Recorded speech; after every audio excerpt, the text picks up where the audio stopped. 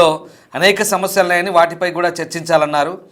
చెత్త నిర్వహణ సక్రమంగా లేకపోవడం వల్లే కుక్కలు పిల్లలకు జన్మనిస్తూ వాటి సంఖ్య పెరుగుతుందన్నారు రేణుదేశాయ్. ప్రభుత్వాలు తీసుకోవాల్సిన చర్యలు సరిగ్గా లేకపోవడంతోనే ఎదురయ్యే సమస్యలను కుక్కలను చంపడం ద్వారా పరిష్కరిస్తామనుకుంటే పొరపాటు అన్నారు. ప్రభుత్వాలైనా వ్యక్తులైనా కుక్కలు క్రూరంగా హత్య చేసే కార్యక్రమాలను తక్షణమే ముగింపు పలకాలంటూ డిమాండ్ చేశారు రేణుదేశాయ్. సో మొత్తం మీద రేణుదేశాయ్ వీధి కుక్కలను చంపడంపై ఇది ఒక దారుణమైన ప్రక్రియగా ఆమె ఈ ప్రెస్ మీట్లో చెప్పుకొచ్చారు. కొన్ని కుక్కలు బాగా లేకపోతే మిగతా కుక్కలన్నింటినీ కూడా చంపడం పద్ధతి కన్నారు. మూగజీవాలకు సంబంధించి కూడా బతికే హక్కు ఉందని వాటి గురించి కూడా ఆలోచించాలంటూ చెప్పుకొచ్చారు. కుక్కలను స్టెరిలైజ్ చేయడం లేదా వాటిని క్రమ పద్ధతిలో వాటికి సరైన ప్రక్రియ చేపట్టకపోవడంతోనే ఇప్పుడు వీధి కుక్కలు కొన్ని కరవడం వల్ల మిగతా అన్ని కుక్కల్ని కూడా చంపడం పద్ధతి కాదన్నారు. అయితే దేశంలో ఇంకా అనేక సమస్యలు ఉన్నాయని వాటిని వదిలేసి కేవలం వీధి కుక్కలపైన ఎందుకు ప్రతాపం చూపిస్తారంటే ఆమె ప్రెస్ మీట్లో మండిపడ్డ పరిస్థితి. ఇప్పుడు ఎందుకు నోళ్ళు ఎక్కువగా లేస్తున్నాయంటే ఆమె మాట్లాడే ప్రయత్నించారు. ఒకసారి ఆమె ఏం మాట్లాడారో చూద్దాం. ఫస్ట్ నేనేం చేస్తున్నాను మీరు వినట్లేదా? నేను చెప్పేది వినలేదా? మీరు చెప్పేది వినారా లేదా? చెవులుందా లేదా మీకు? నీకు లేదు. నేను ఎంతసేపు మాట్లాడాను, ఏం విన్నారు మీరు? దాంట్లో ఏసీలా కూర్చొని మీరు ఒక మాట చెప్పండి. యాక్సిడెంట్స్ జరుగుతున్నాయి, మీరు వెళ్ళి హీరో హోండా కంపెనీ మూసేస్తున్నారా? బజాజ్ కంపెనీ మూసేస్తున్నారా?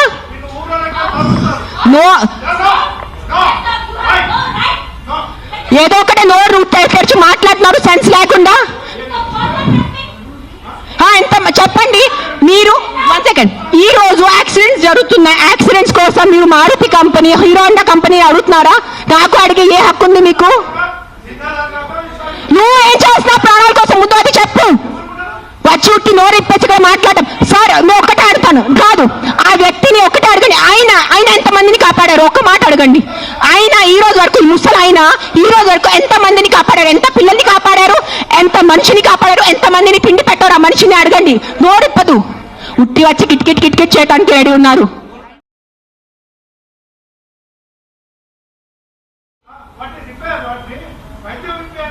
నేనేం చేస్తున్నాను మీరు వినట్లేదా? నేను చెప్పేది వినలేదా? మీరు చెప్పేది వినారా లేదా? చెవులుందా లేదా మీకు? నీకు లేదు. నేను ఎంతసేపు మాట్లాడాను, ఏం విన్నారు మీరు? దాంట్లో ఏసీలా కూర్చొని మీరు ఒక మాట చెప్పండి. యాక్సిడెంట్స్ జరుగుతున్నాయి, మీరు వెళ్ళి హీరో హోండా కంపెనీ మూసేస్తున్నారా? బజాజ్ కంపెనీ మూసేస్తున్నారా?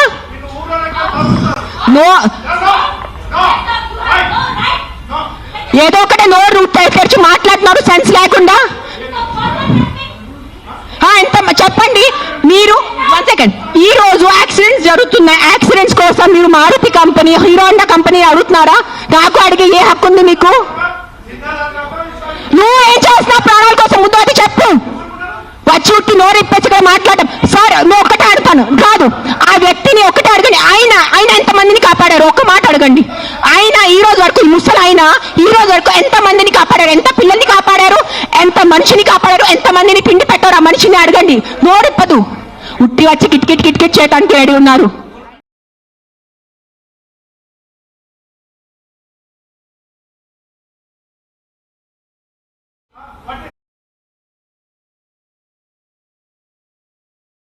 వీధి కుక్కలను చంపడంపై నటి రేణుదేశాయ్, రష్మి తీవ్ర ఆగ్రహం వ్యక్తం చేశారు. రోజుకు ఎంతోమంది రోడ్డు ప్రమాదాల్లో ప్రాణాలు కోల్పోతున్నారని, వాళ్ళ ప్రాణాలంటే లెక్కలేదంటూ ప్రభుత్వాన్ని ప్రశ్నించారు.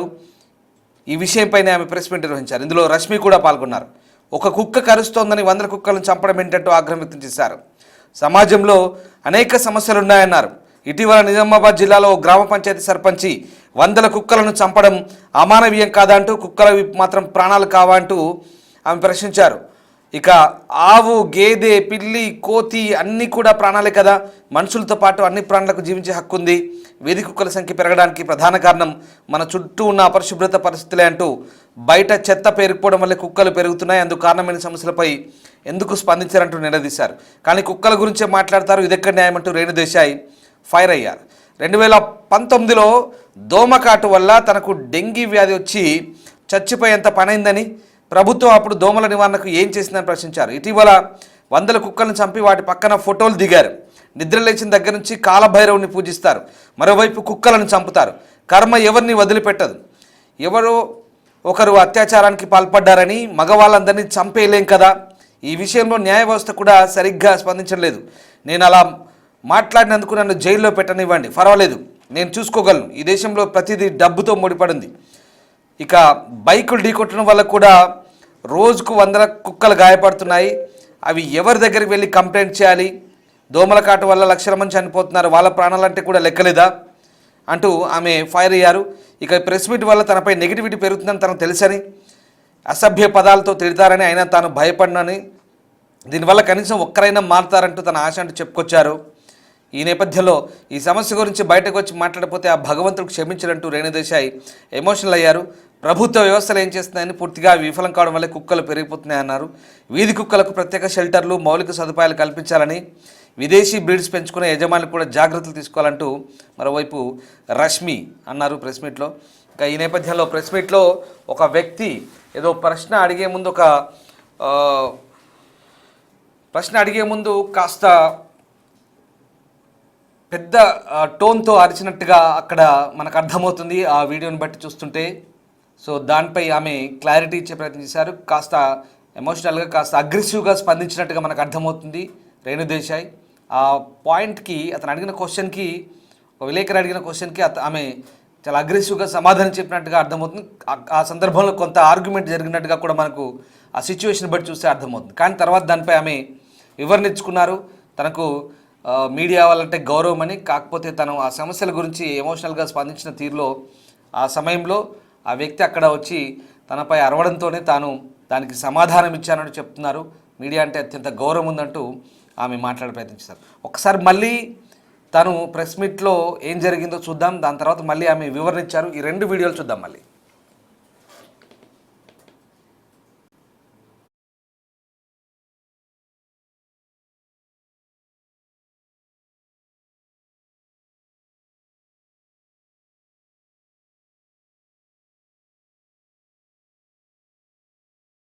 నోరు తెరిచి మాట్లాడుతున్నారు సెన్స్ లేకుండా.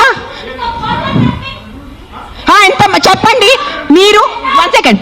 ఈ రోజు యాక్సిడెంట్స్ జరుగుతున్నాయి. యాక్సిడెంట్స్ కోసం మీరు Maruti company, Hero Honda company అడుగుతున్నారా? నాకు అడిగే ఏ హక్కు ఉంది మీకు? నువ్వు ఏం చేస్తున్నావు ప్రాణాల కోసం? ముందు చెప్పు. వచ్చి ఉట్టి నోరు ఇప్పించగా మాట్లాడటం. సార్ నువ్వు ఒక్కటే అడుగుతాను, కాదు ఆ వ్యక్తిని ఒక్కటే అడగండి. ఆయన ఎంతమందిని కాపాడారు? ఒక్క మాట అడగండి. ఆయన ఈ రోజు వరకు, ముసలి ఆయన ఈ రోజు వరకు ఎంతమందిని కాపాడారు? ఎంత పిల్లల్ని కాపాడారు? ఎంత మనిషిని కాపాడారు? ఎంతమందిని పిండి పెట్టారు? ఆ మనిషిని అడగండి. నోరిప్పదు. ఉట్టి వచ్చి కిట్ చేయడానికి రెడీ ఉన్నారు.